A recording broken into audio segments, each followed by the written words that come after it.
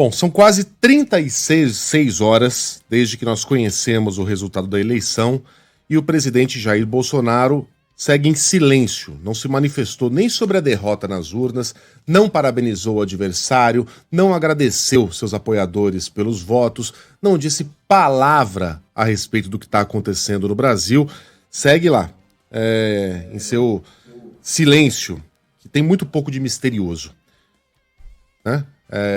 O silêncio, como disse muito bem o nosso ouvinte, eu vou repetir essa expressão algumas vezes, tornou-se comando já há algumas horas. De Brasília, a Natália Paz tem essas informações. Ô Natália, o presidente vai trabalhar, vai deixar o Palácio hoje, pretende se pronunciar finalmente? O que está programado para essa terça-feira? Bom dia.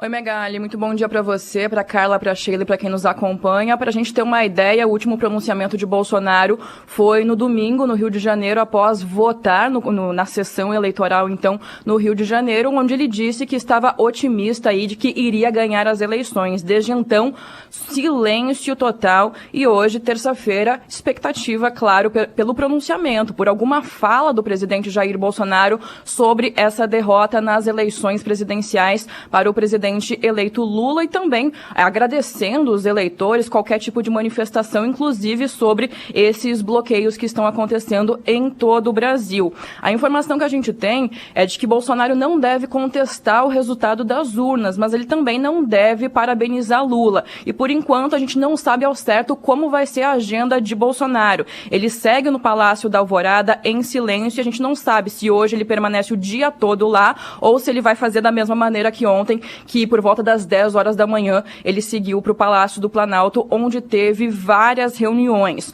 O silêncio continua, como a gente veio bem dizendo, né? E dessa maneira o Bolsonaro já é o candidato derrotado que demorou mais tempo, que está demorando mais tempo para reconhecer esse resultado final das eleições. Ontem, entre os integrantes aí da família do presidente, o filho mais velho, o senador Flávio Bolsonaro, ele se manifestou sobre o pleito eleitoral pela internet, pelas redes sociais. Ele agradeceu os apoiadores pelo patriotismo, pelas orações e também pelo trabalho que deram ao atual presidente a maior votação pessoal e que os seguidores deveriam erguer a cabeça e não desistir do Brasil.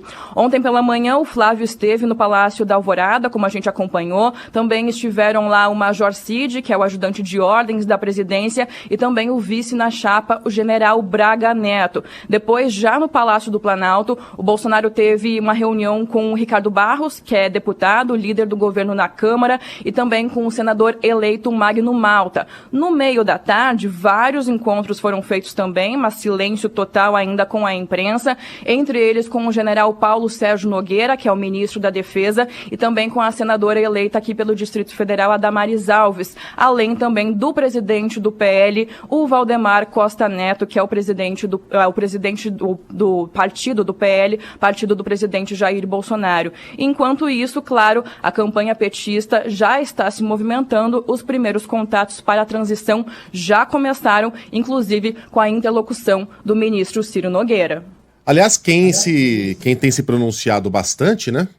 Ao contrário do corpo ministerial e do próprio presidente, é a deputada federal e puxa-saco mor, Carla fica quietinha aí, Zambelli. Eita. Essa tem falado bastante, incentivando, inclusive, os caminhoneiros a manterem os bloqueios e abrirem outros.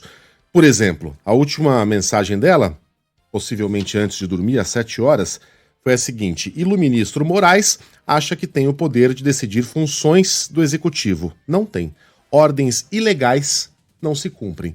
Então eis aí, Carla Zambelli, que já havia defendido a existência de uma lei Zambelli para porte de armas 24 horas antes das eleições, agora diz que a lei não serve para ela e para os seus. Que ordens judiciais não se cumprem porque eles não acham bonito, porque eles não gostaram do resultado da eleição de domingo. O assessor de Carla Zambelli foi preso, depois foi solto, mas chegou a ser preso. Ele não fez nada muito diferente do que ela própria fez naquele domingo à tarde em uma das áreas mais movimentadas de São Paulo. Essa mulher ainda está solta, patrocinando um golpe de Estado contra o Brasil.